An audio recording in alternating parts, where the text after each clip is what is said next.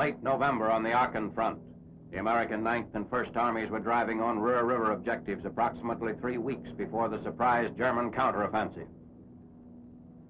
Below are trenches dug by the Nazis as part of the area's elaborate defensive system. The enemy manned these fortifications with small arms and machine guns, and according to observers, when we laid down a barrage, he retired to the protection of cellars in nearby villages, with which many of the trenches connect. At Eschweiler, captured on 22nd November, a typical stretch of Hitler's superhighway before Cologne is put to use by American forces. A mile or so east of Eschweiler, the town of Eisweiler has been captured on the 26th. A bridge connecting with the superhighway is rushed to completion by combat engineers.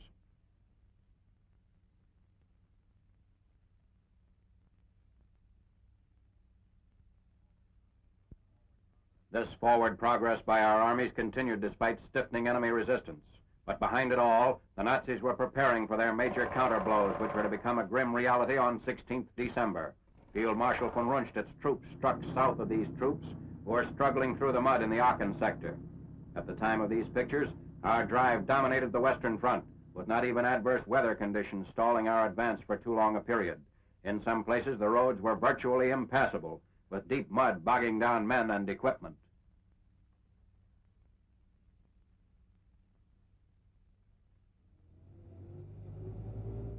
A frontline salvage operation.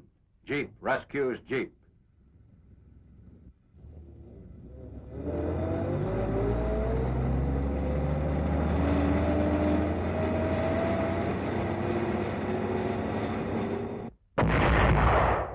A 155 self-propelled gun is fired point blank at an observation post inside Frenz, Germany, northeast of Eschweiler.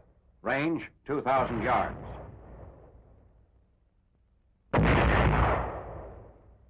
Five direct hits are scored.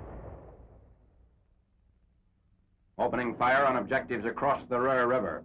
This river, now 500 feet wide, including the flooded area along each bank, flows northwestward about midway between Aachen and Cologne, entering the Maas at Ruhrmond.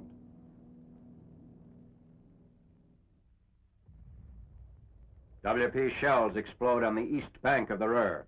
Fire is directed from an OP just south of Jülich.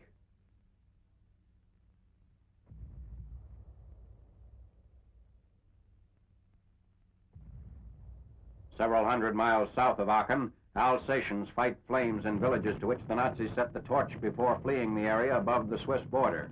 An advance spearheaded by the 1st French Army has succeeded in turning the flank of German positions in the Vosges.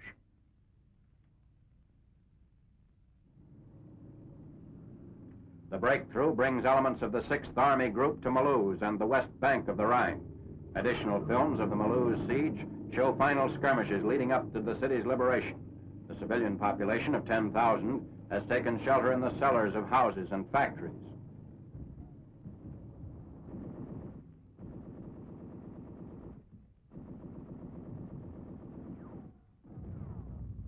The bag of prisoners includes a number of officers. Part of the staff of the German 19th Army were taken prisoner at Mulhausen. Alsatian patriots parade into the freed city. During the German occupation, they were subjected to forced labor. While Mulhausen is being reduced, Saarburg at the north end of the sector falls to 7th Army units. The swiftness of the advance by General Patch's troops forces the enemy to abandon many weapons. Due east of Saarburg lies Zabern, which is captured on 22nd November. On the following day, Strasbourg is reached. At Saint-Die, important highway terminus below Strasbourg, roadblocks were built by the Germans to stem the Vosges offensive. An abandoned 77mm howitzer overlooks the only roadway leading to the summit. 81mm mortars apparently rushed into position as the Americans approached. Captured Russian machine guns, approximately caliber 30. The Nazis also used captured Russian ammo. In addition to the gun emplacements, the Nazi defenses included a system of trenches, the construction of which was interrupted by the entry of our troops. Additional evidence of enemy precautions before the Rhine plain at Imling in the Saarburg sector. Camouflaged 20.3 centimeter guns. The enemy's materiel losses have mounted with each new push by the combined French-American armies northeast of the Belfort Gap.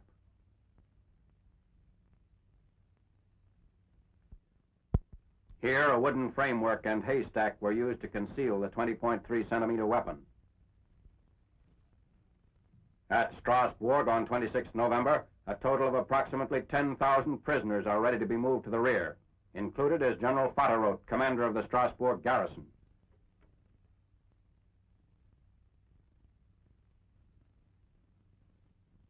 The officers and men will be transported southwest to Epinal, from whence they will be sent to Allied internment camps.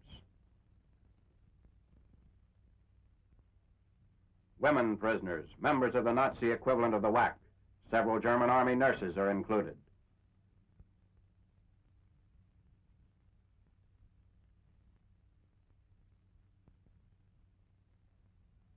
At Epinal, on the way to the rear, just prior to the December German offensive, the total number of prisoners taken since D-Day was 750,000.